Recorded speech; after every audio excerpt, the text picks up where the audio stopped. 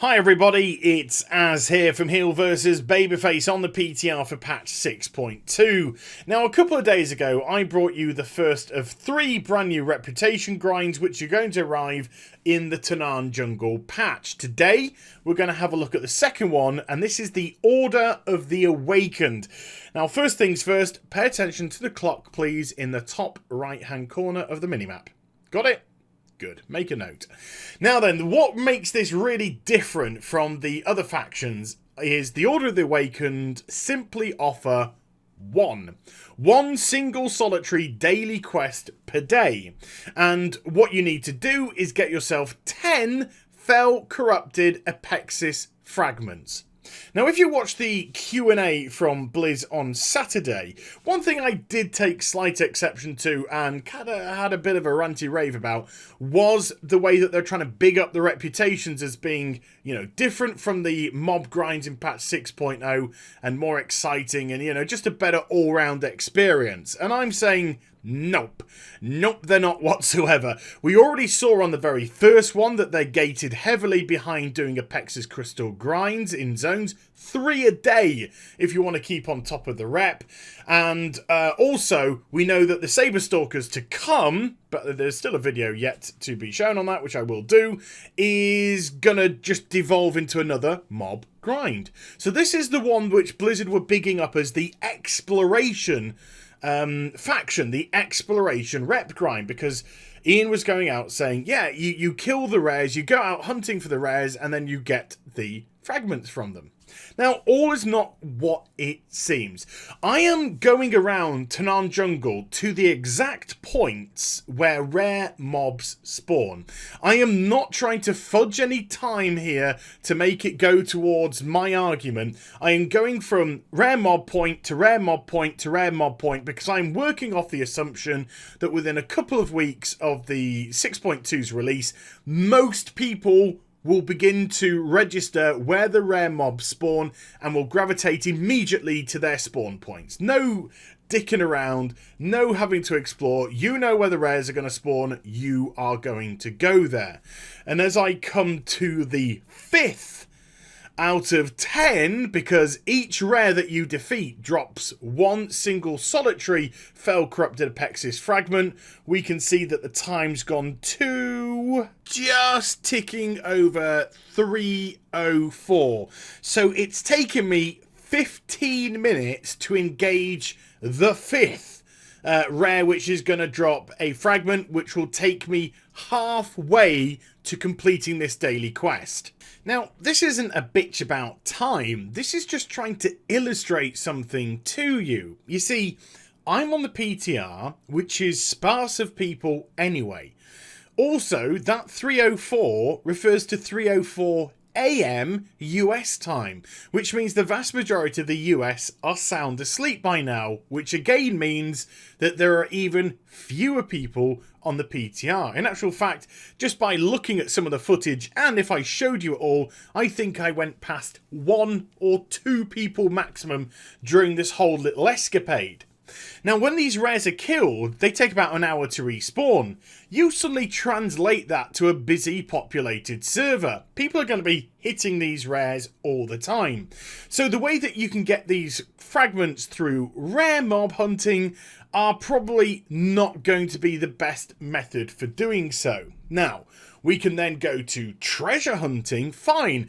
On your journey, you may come across some treasure just by accident. Or if you get honoured with the Hand of the Prophet and also Vol'jin's Headhunters, then you could buy the treasure map, which would show them up for you. Therefore, when you came the next day and picked up the quest, you could simply go from point A to point B to point C, picking up the treasures on the way. And if you happened to come across a rare mob, bonus time, even better. So it's such a shame that I'm going to throw all of that kind of exploration element away and show you in real time how people are actually going to do this on the live servers. So I'm going to pick a destination, which is the Iron Front, which, quelle surprise, is an Apexis Crystal daily zone. Yeah, because This could have been a rather interesting reputation if Blizzard had structured it slightly differently. I mean, the way that I would have done it is, instead of making it a singular daily quest, I would have made it a weekly quest, maybe to get 25 of the crystals. And throughout the course of the week, you get 25 and you get a substantial bit of reputation for handing that in. Then you can gain additional pieces of reputation when you found the treasure, and looting the treasure gave you those extra pieces of rep. So it kind of operated semi-like the Lore Walkers, in as much as you could do it very quickly or just go at your own pace as regards to this, because the other reputations are still going to gate you if people are going to be charging off trying to get flying ASAP. But that's just me personally. This is how it's going to operate. I'm now in an Apexis Crystal daily zone. This is, I think, what Blizzard are trying to do, drag people in. Just in front of me, you'll notice a purple glowing chest. Thank you very much. I'm going to have that. Open that up. Jingo bingo. 3 Apexis Crystal fragments immediately from getting that. Whereas the treasures only give 1 and the rares only give 1, these treasure chests in the Apexis Crystal zones give 3, 2, 4.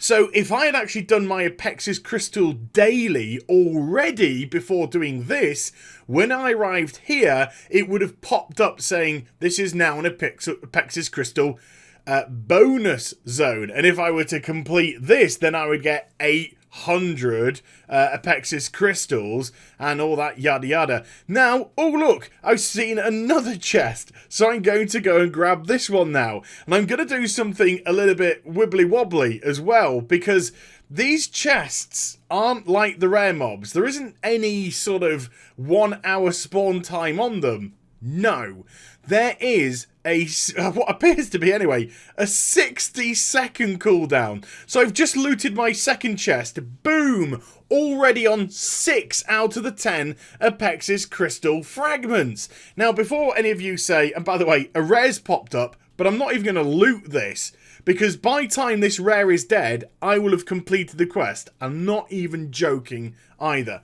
Now, you can say, yeah, but this is PTR, they can change this. What you don't get is this is a release build that is on the PTR at the minute. There we go, chest has respawned. Let's have a grab of you. Thank you very much. Now I've got another couple. I've gone to 8 out of 10. This is a release build on the PTR. So this is one of the builds that could go live. This is what Blizzard could just flick live the way it is right now. And this is just terrible. I mean, if we want to look at the positives, it means this quest is going to be so stupidly easy to do and so quick to do. Everybody can have it done in, what, 2 or 3 minutes?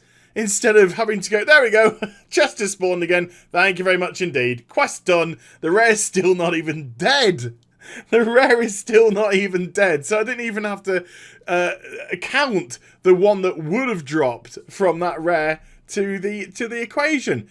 I just think it's ludicrous. I don't even understand the necessity to have these chests in to do it. I thought, just by the way that the treasures are around the zone, by the way that you set it up to be a rare hunt, gets people out and about.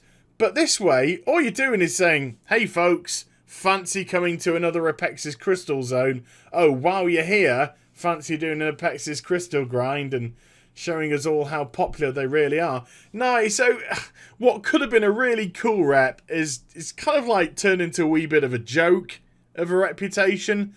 But, you know, at least it will all be over in literally a couple of minutes. But it's absolutely bonkers how you can have that method of getting the crystals versus treasure hunting exploration, rare hunting exploration. I don't know. Let me know what you guys and gals think in the comments down below. Oh, and just before I end the video, for all my fans of AsChats out there, I promise you on AsChats 52, I will open up with a visual treat for you, okay? If you didn't get that, if people didn't get that, A lot of people would, don't worry about it. And I hope you enjoyed this vid, and if you did, do give it a thumbs up, and also subscribe to my channel. Follow me on social media and Twitch for live streaming. Those links are in the description down below, and I'll be back with some more stuff very soon. You take care, everybody. Bye-bye.